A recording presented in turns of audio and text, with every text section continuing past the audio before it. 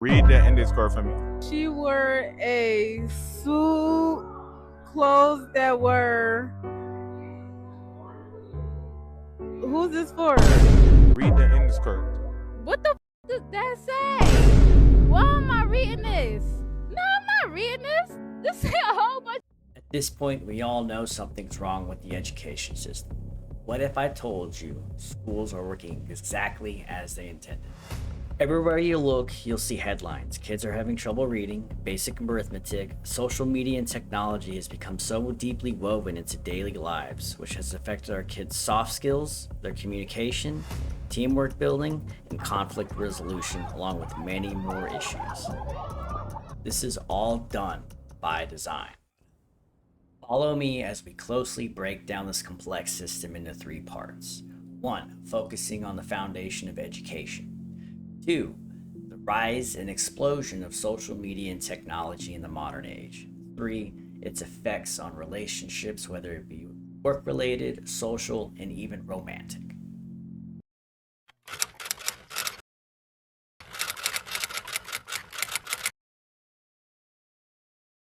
For us to understand this complex system we live in, we must look at history, from the very first forms of public education. Government education.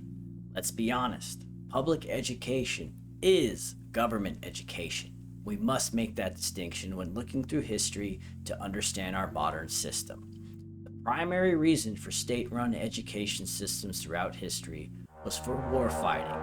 No one showcased this better than the Spartans with their agoge system.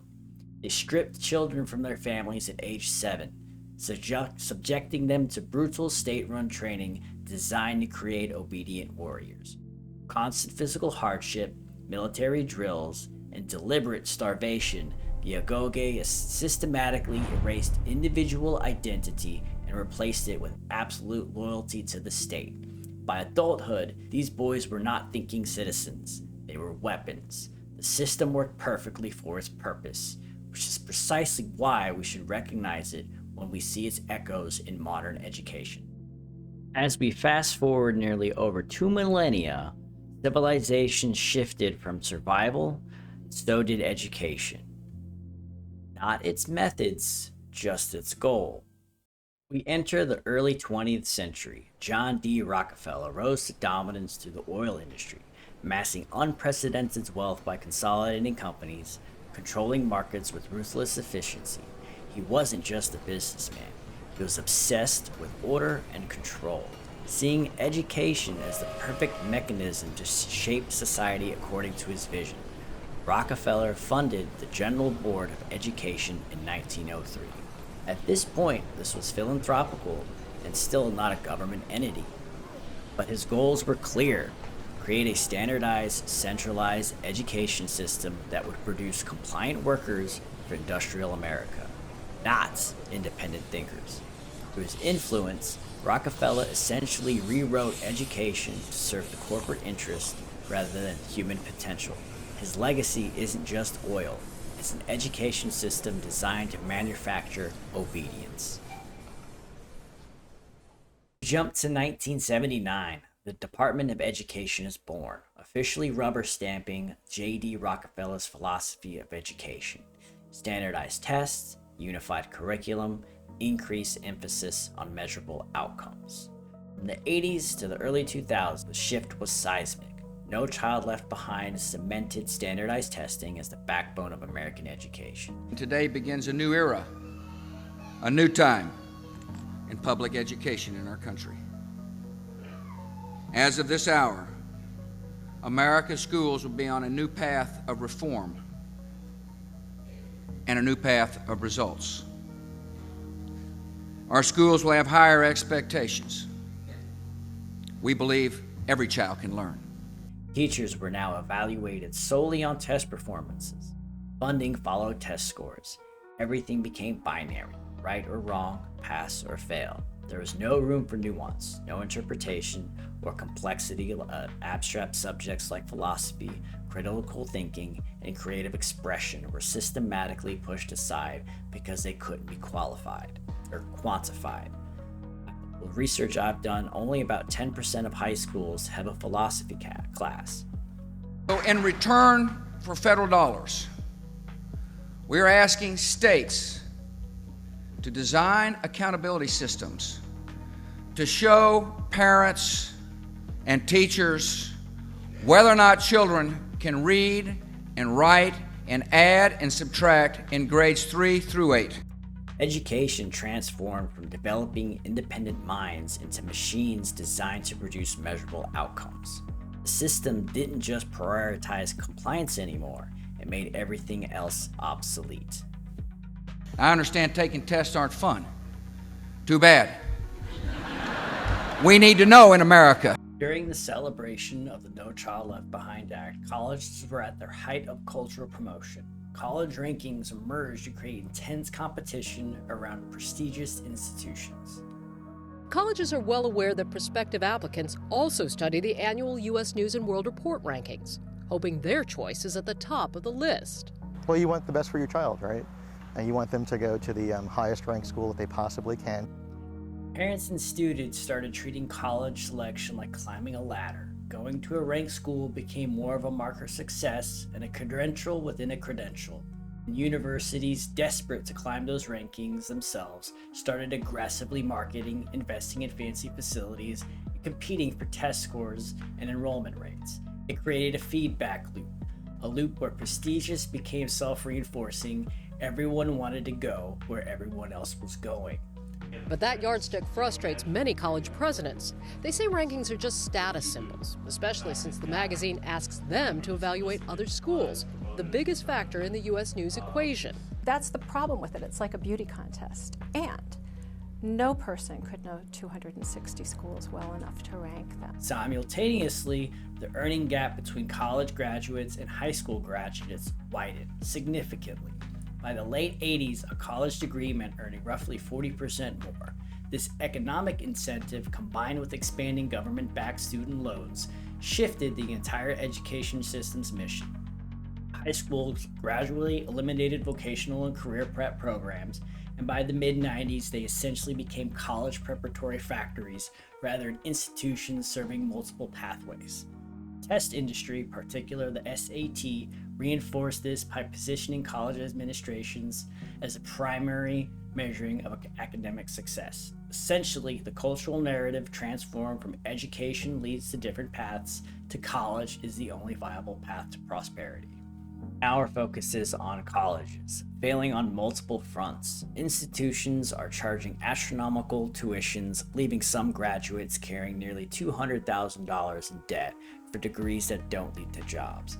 Are paying now, and the reasons why. From one year to another, how about decade to decade? Let's go back 30 years to 1992. Tuition at Boston University was more than $22,000 a year, about the same as Harvard and Boston College. Tuition at UMass Amherst was about $8,500. Bring those totals to today and prices have soared. BU and Boston College nearly tripling to more than $80,000 a year. Harvard not far behind, and UMass Amherst is up nearly $23,000 over 3 decades. The cost of attending college has gone up much faster than general inflation. Says bottom line, most families will pay it, hoping it's an investment that will ultimately pay off. And what about endowments? Some universities have tens of millions of dollars saved up. Why can't it go to tuition? It's all about business for them. And it isn't all about students and education. The value proposition has completely collapsed. The job market no longer needs as many degree holders as it once did. In fact, employers are increasingly seeking independent thinkers who can solve problems businesses didn't even know they had. Another topic to question is college athletics. For decades, college athletics has generated billions in revenue for their schools through ticket sales, TV deals, and merchandise, while receiving nothing beyond a scholarship.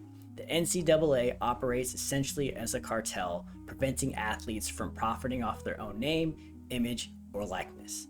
Many of these kids come from low-income backgrounds and were steered into easy majors to stay eligible. And when their athletic career ended, whether from injury or just graduation, they were left with little to nothing to show for it.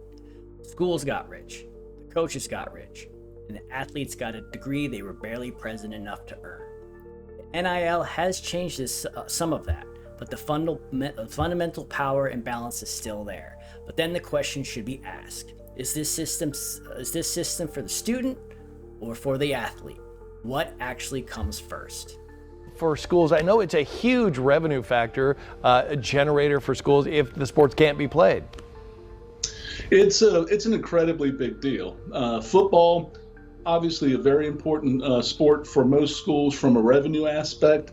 And then on top of that, you've got basketball as the other really big revenue generator. Yeah, I know Sports Illustrated was talking about multi-billion dollars, $4 billion if the revenue was lost. While over 100,000 of businesses closed its doors to COVID, culture and revenue still wanted its entertainment, allowing the top college sports to continue during COVID-19.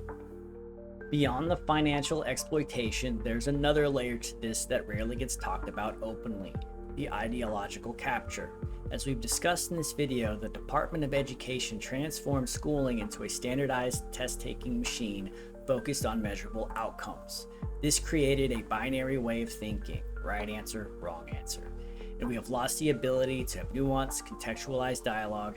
Everything has become black and white. Universities capitalized on this because students were conditioned to accept predetermined answers rather than to ask critical questions. College could shift from being a place of open inquiry to institutions pushing a specific ideology. Professors who challenge certain ideas face consequences. Students learn what to think, not how to think. Dissenting voices get deplatformed, and because universities hold a near monopoly on all credentials, young people feel trapped. They have no choice but to go through the system, absorb whatever comes with it. You're not just paying for a degree, you're paying for 4 years of ideological conditioning, built on a foundation of binary thinking. Most students never realize this until the damage has already been done. Where does this leave us today? Most young adults are ill-prepared for the exploding technological world, advancing at unprecedented speeds. They're saddled with tens of thousands of dollars of debt for degrees that don't match the jobs available in their local market. The education system promised prosperity through credentials, but delivered financial burden instead. And most young adults are navigating this broken landscape while simultaneously being shaped by another powerful force even the human species itself barely understands: the algorithmic systems, designed to capture their attention, influence their choices, and control the information they see. What began as educational capture has evolved in technological capture. The system controlling what young people learn, think, and believe have only grown more sophisticated and more invisible. As John mentioned, too many of our kids can't read. In that box is the bill. I don't intend to read it all. The first way to solve a problem is to diagnose it. Okay. All right, that concludes part 1, guys. I appreciate everyone who stayed here to watch the end. I still have about 2 more in this little mini series I guess I'm doing. I'm hoping to come out with this once a week. We'll see if that happens. I definitely already got a template of what the next couple episodes are going to look like. I appreciate it, guys. Otherwise, thank you for your time, and I'll see you guys on the next episode.